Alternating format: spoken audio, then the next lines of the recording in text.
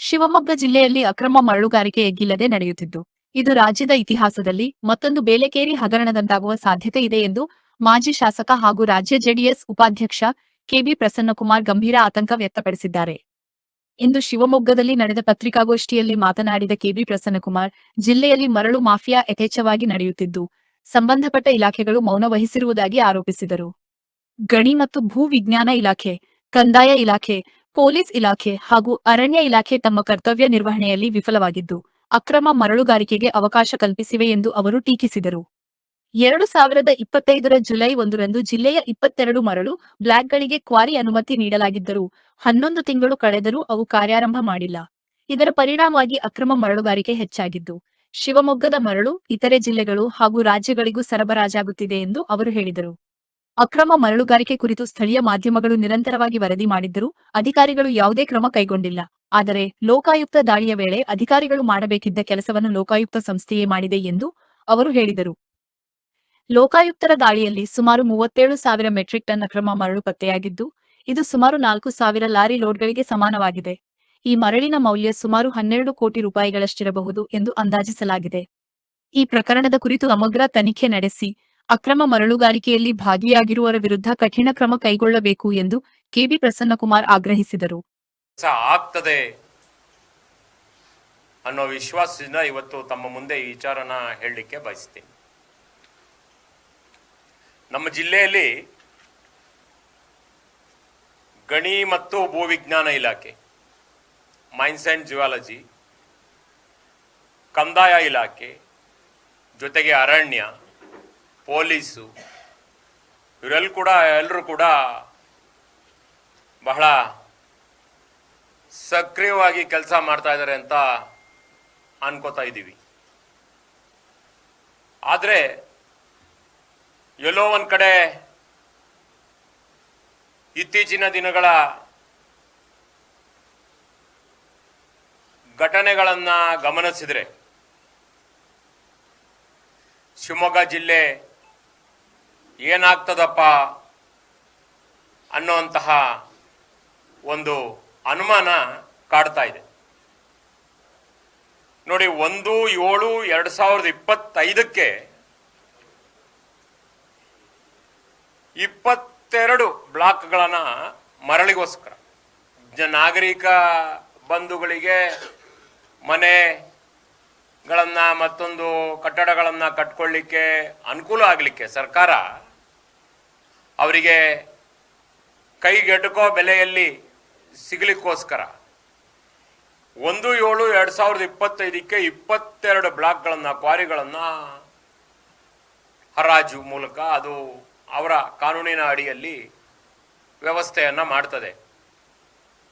ಅದರಲ್ಲಿ ಸಾಕಷ್ಟು ಜನ ಗುತ್ತಿಗೆದಾರ, ಅಂದರೆ ಯಾವತ್ತೂ ಕೂಡ ಕ್ವಾರಿಗಳನ್ನು ತಗೊಳ್ಳೋರು, ಲಾರಿಯಲ್ಲಿ ಮರಳನ್ನು ಸಾಗಿಸೋರು ಅಂಥವ್ರು, ಅದಕ್ಕೆ ಯಾರ್ಯಾರು ಅರ್ಹರಿದ್ದಾರೆ ಅವರು ಎಲ್ಲರೂ ಕೂಡ ಭಾಗವಹಿಸಿದ್ದಾರೆ. ಆದರೆ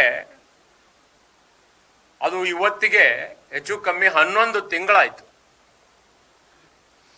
ಅವ್ರು ಯಾರಿಗೆ ಕೂಡ ಇಲಾಖೆಯಿಂದ ಅನುಮತಿ ಸಿಕ್ಕಿಲ್ಲ. ಆ ವಿಚಾರ ಯಾಕೆ ಹೇಳ್ತಿದ್ದೀನಿ ಅಂದರೆ, ನಾನು ಆ ಗುತ್ತಿಗೆದಾರ ಯಾರ ಪರವಾಗಿ ಇವ್ರಿಗೆ ಕೊಟ್ಟಿಲ್ಲ ಸಿಕ್ಕಿಲ್ಲ ಅನ್ನೋ ಬಗ್ಗೆ ಮಾತಾಡೋಕ್ಕೆ ಹೋಗೋದಿಲ್ಲ.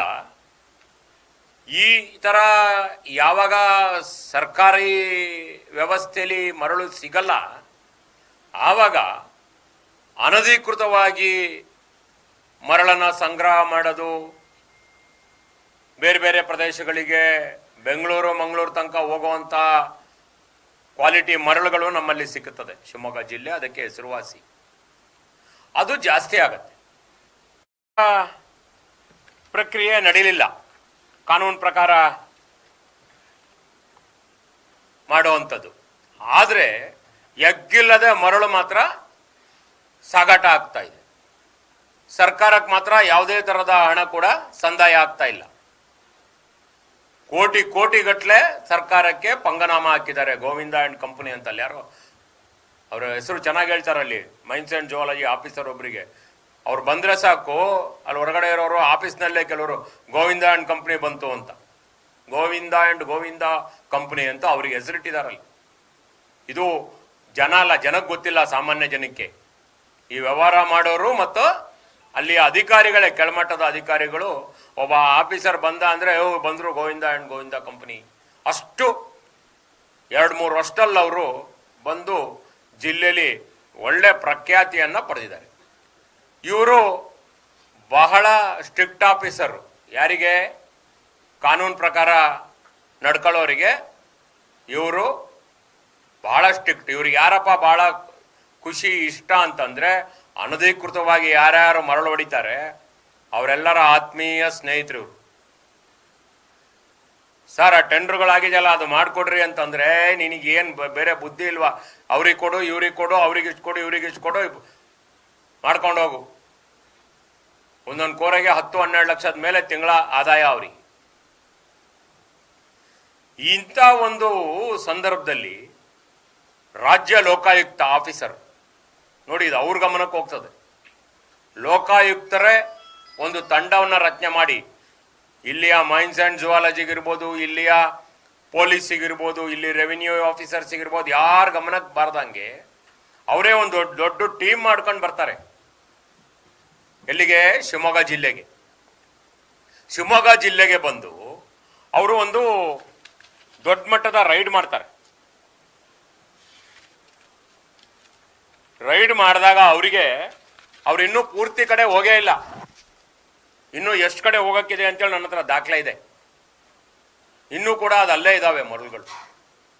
ಅವರು ರೈಡ್ ಮಾಡಿದಾಗ 37,000 ಮೆಟ್ರಿಕ್ ಟನ್ ಮರಳು ಅಂತೇಳಿ ಪತ್ರಿಕೆಗಳೆಲ್ಲ ಅವರು ಸ್ಟೇಟ್ಮೆಂಟ್ ಕೊಟ್ಟಿದ್ದಾರೆ. ಯಾರು? ಲೋಕಾಯುಕ್ತದವರು. 37,000 ಮೆಟ್ರಿಕ್ ಟನ್ ಅಂದರೆ ಅದು ನಮಗೆ ಆ ಭಾಷೆ ಅರ್ಥ ಆಗಲಿಲ್ಲ ಅಂದರೆ, ಅವರು 3,800ರಿಂದ 4,000 ಲೋಡು ಮರಳು